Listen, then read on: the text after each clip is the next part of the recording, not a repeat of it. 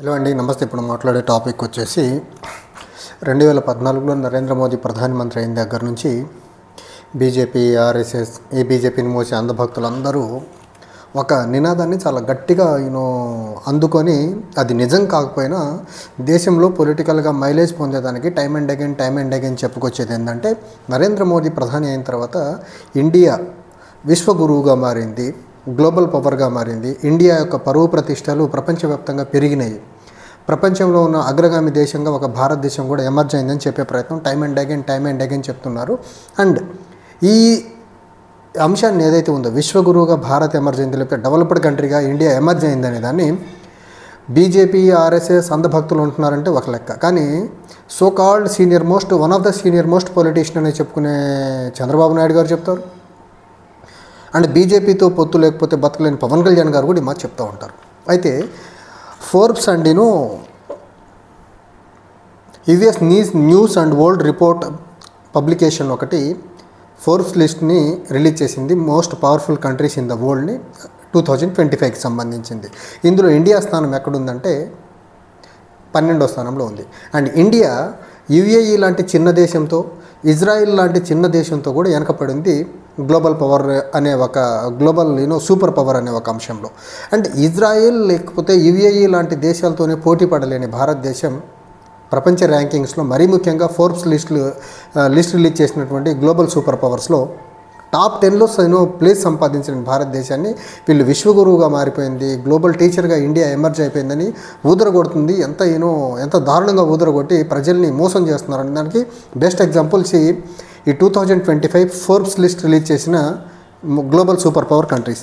ఇందులో మనం చూసుకున్నట్లయితే నరేంద్ర మోదీ ప్రధానమంత్రి అయిన దగ్గర నుంచి వీళ్ళు డొమెస్టిక్గా పొలిటికల్ మైలేజ్ పొందేదానికి చెప్పుకున్నటువంటి అంశాలు. ఇందులో ఒక కంట్రీ ఏదన్నా ఒక సూపర్ పవర్ అవ్వాలంటే ఒకటి మిలిటరీ ప్రెజెన్స్ స్ట్రాంగ్గా ఉండాలి, ఇంటర్నేషనల్ రిలేషన్స్ పరంగా చాలా అద్భుతమైన ఇంటర్నేషనల్ అలయన్స్ పరంగా చాలా స్ట్రాంగ్గా ఉండాలి, ఎకానమీ పరంగా చాలా స్ట్రాంగ్గా ఉండాలి, డిప్లొమసీ పరంగా ఇంకా స్ట్రాంగ్గా ఉండాలి. ఇలాంటి కొన్ని అంశాలని బేస్ చేసుకొని ఫోర్బ్స్ లిస్ట్ని జనరల్గా లీడర్షిప్, పొలిటికల్ లీడర్షిప్ని, ఎకనమిక్ ఇన్ఫ్లుయెన్స్ని, పొలిటికల్ ఇన్ఫ్లుయెన్స్ని, తర్వాత స్ట్రాంగ్ ఇంటర్నేషనల్ ఎలియన్స్ని కలిగి ఉండాలి. At the same time military presence కూడా చాలా స్ట్రాంగ్గా ఉండాలి. ఈ 5-6 అంశాల్లో ఎప్పుడైతే దేశం బలంగా ఉంటుందో ఆ దేశాన్ని గ్లోబల్ సూపర్ పవర్గా ఎమర్జ్ అయ్యేదానికి ఆస్కారం ఉంది. మన దగ్గర ఉన్న జనాభా 140 కోట్ల మంది, మన economy less than $4 trillion. Economy పరంగా ఇండియా వీక్. మిలిటరీ పరంగా చూసుకుంటే ఒక పక్క నుంచి బంగ్లాదేశ్, ఇంకో పక్క నుంచి చైనా, ఇంకో పక్క నుంచి మనకు పాకిస్తాన్తో ఎప్పుడు టెన్స్ వాతావరణమే మనకు ఏ దేశంతో సఖ్యత ఉండదు. యుద్ధం వస్తే మన పరిస్థితి ఏంటో ఇండియా క్లియర్గా తెలుసు. తర్వాత పొలిటికల్ ఇన్ఫ్లుయెన్స్ పరంగా చూసుకున్నట్లయితే ఇండియాలో మణిపూర్ లాంటి చిన్న రాష్ట్రాన్ని ప్రాపర్గా హ్యాండిల్ చేయాలి. అక్కడ జరుగుతున్న గొడవలు, ఇండియాలో చిన్న రాష్ట్రాల్లో జరుగుతున్నటువంటి ఇంటర్నల్ డిస్టర్బెన్స్ని హ్యాండిల్ చేయలేని భారతదేశం గ్లోబల్ పవర్గా ఎమర్జ్ అయిందని చెప్తారు ఈ నరేంద్ర మోదీ లీడర్షిప్లో. ఇది ఎక్కడ డైకాటమీనో అర్థం కాదు. And India international alliances point of వ్యూలో వీక్ అయ్యేదానికి వన్ ఆఫ్ ద రీజన్ ఏంటంటే, మరీ ముఖ్యంగా గ్లోబల్ పవర్గా ఇండియా ఎమర్జ్ అవ్వాలంటే ఇండియా చుట్టుపక్కల ఉన్న దేశాలతో, బీట్ బంగ్లాదేశ్, పాకిస్తాన్, చైనా, నేపాల్, భూటాన్, మాల్దీవ్స్, శ్రీలంక, ఇలాంటి దేశాలతో గుడ్ రిలేషన్స్ కలిగి ఉండాలి. మనకు పాకిస్తాన్, బంగ్లాదేశ్, చైనాతో ఎప్పుడూ టెన్స్ వాతావరణమే ఉంటుంది బోర్డర్ వల్ల. అండ్ ఒకప్పుడు ఇండియా డిప్లొమాటిక్ పరంగా కొంచెం బెటర్ రిలేషన్స్ కలిగి ఉన్నటువంటి నేపాల్ అవనివ్వండి, భూటాన్ ఓకే, ఇప్పటికీ ఓకే, నేపాల్ అవనివ్వండి, శ్రీలంక అవనివ్వండి, మాల్దీవ్స్ అవనివ్వండి, ఇలాంటి చిన్న దేశాలు కూడా వీటితో కూడా ఇండియన్ యొక్క రిలేషన్స్ ఏవైతే ఉన్నాయో దిగజారిపోయి ఈరోజు క్షీణించి చాలా దయనీయమైన పరిస్థితుల్లో ఆ దేశాలు కూడా ఇండియా ఏదైనా చెప్తే వినే పరిస్థితిలో లేని పరిస్థితి. So international alliance point of వ్యూలో India weak, economy point of వ్యూలో డిమానిటైజేషన్, జీఎస్టీతో ఇండియన్ ఎకానమీ తూట్లు పొడిచేశారు.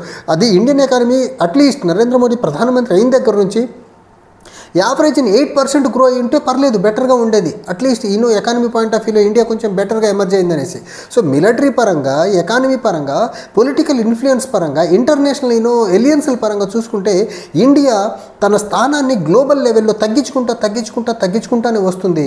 కానీ ఇక్కడ మాత్రం భారతదేశంలో చంద్రబాబు నాయుడు లాంటి వ్యక్తి కూడా ఎంత దిగజారి విశ్వగురు అంటాడు, గ్లోబల్ లీడర్ అని ఆ విశాఖపట్నం మీటింగ్లో నరేంద్ర మోదీని పొగుడుతూ ఉన్నారు. చంద్రబాబు నాయుడు గారు, మీకు తెలిసి నాకు తెలిసి మీరు ఇలాంటి రిపోర్ట్స్ వస్తుంటే ఎప్పుడప్పుడు ఈ రిపోర్ట్స్ చూడండి, ఇండియా పరిస్థితి ఏంటో తెలుస్తుంది. అంధభక్తులు ఎలాగో ఇంగ్లీష్ని చదవరు. ఇప్పుడు నా ఈ వీడియో చూసి కూడా బ్రిటిష్ వాళ్ళకి తొత్తు అంటారు, లేకపోతే సారోస్ మీడియా అంటారు, ఏదేదో అంటుంటారు. బుద్ధి బుర్ర ఏముండదు వాళ్ళకి, మైండ్ అంతా ముద్దుబారిపోయింది వాళ్ళది. ఒక దేశము సూపర్ పవర్గా విశ్వగురువుగా ఎమర్జ్ అవ్వాలంటే పొలిటికల్ లీడర్షిప్ స్ట్రాంగ్గా ఉండాలా, ఎకనామిక్ లీడర్షిప్ స్ట్రాంగ్గా ఉండాలా, మిలిటరీ లీడర్షిప్ స్ట్రాంగ్గా ఉండాలా, గ్లోబల్ లెవెల్లో ఇంటర్నేషనల్ ఎలియన్స్ల పరంగా స్ట్రాంగ్ ఉండాలా. ఇలాంటి ఏటిల్లో మనం స్ట్రాంగ్ లేకుండా విశ్వగురు ఎలా అవుతుంది? అండ్ రీసెంట్గా బడ్జెట్ ప్రజెంట్ చేసినప్పుడు ఇంటర్నేషనల్ ఎలియన్స్ పాయింట్ ఆఫ్ వ్యూలో మనం చూసుకున్నట్లయితే మన డిప్లొమసీ ఎంత వీక్ అంటే గత సంవత్సరం కంటే ఈసారి ఇంకా తక్కువ బడ్జెట్ని అలొకేట్ చేశారు మినిస్ట్రీ ఆఫ్ ఎక్స్టర్నల్ అఫైర్స్ని మెయింటైన్ చేసేదానికి. ఒక పక్క ఇంటర్నేషనల్ ఎలియన్స్ పరంగా ఇండియా వీక్ ఉంది. చాలా దేశాలతో ఇండియా ఒక రిలేషన్స్ని యుఎస్ ప్రెజర్ వల్ల ఇరాన్తో మంచి రిలేషన్స్ లేవు. యుఎస్ ప్రెజర్ వల్ల మనం రష్యాతో మంచి రిలేషన్ మెయింటైన్ చేయలేము.